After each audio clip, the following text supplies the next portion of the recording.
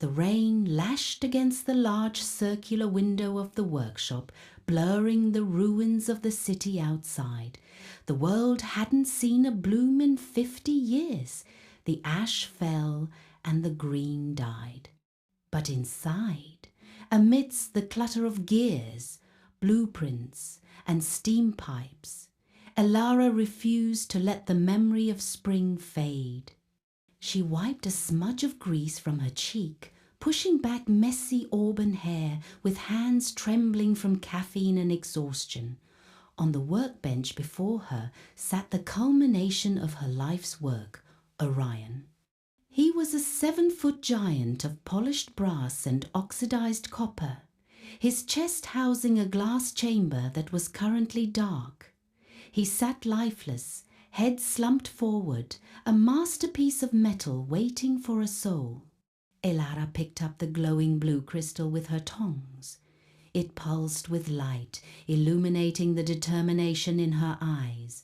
She approached the open chest cavity and inserted the core. With a sharp metallic click, the gears began to turn. "Breathe, Orion," she whispered into the silence. "Breathe." Steam vented from the automaton's shoulders. His shutter lens eyes spiraled open, emitting a soft blue light as he looked down at his creator.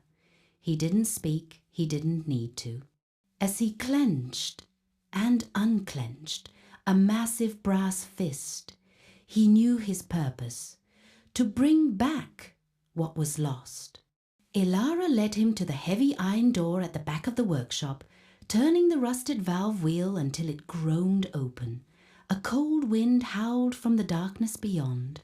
This was the greenhouse, once a paradise, now a graveyard of grey, withered vines under a massive glass dome. Orion stepped into the cold, his blue eye beams cutting through the fog. He paused, scanning the desolation, sensing the absolute absence of life. Elara approached him and placed a single, dry object into his large, cold metal palm. It was a seed, the last one. The machine of war, built for peace, knelt slowly into the dry, cracked soil. With a finger made of brass, he moved with impossible delicacy, digging a small hole and placing the hope of the world inside. He covered it with earth. Then the sacrifice began. The crystal in his chest spun faster, glowing with a blinding intensity. His core wasn't just a battery, it was condensed energy, pure light. He pressed his hand flat against the soil, and blue electricity arced from his copper fingers into the dirt. The ground began to thrum with a deep bass vibration. Elara watched, breathless, her hair whipping in the rising wind. First, a sprout broke the surface. Then, a vine twisted around Orion's wrist, turning from pale green to vibrant emerald in seconds. Life spread outward like fire. A wave of green swept across the floor, turning dead grey plants into a lush carpet. But Orion didn't stop. He pushed more energy into the earth. The vines shot up the walls, reaching the ceiling, and the glass above shattered not from destruction, but from the pressure of growth. Massive tropical flowers burst open in colours Elara had only seen in books. Neon pinks, glowing yellows and deep purples. The air filled with the heavy scent of rain and sweet nectar. But as the garden grew, Orion faded. His brass plating weathered and aged in seconds.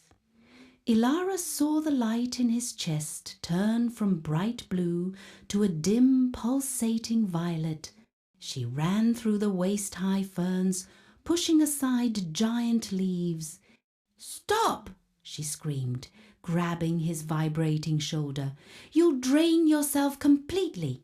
Orion turned his head slowly, His shutter eyes were half closed, flickering with critical warnings, but he looked at her with a calm resolve.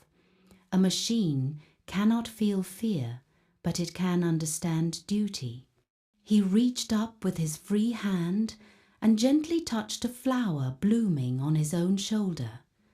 Then he released the final surge. A blinding flash of white light consumed the room. When the light faded, silence returned.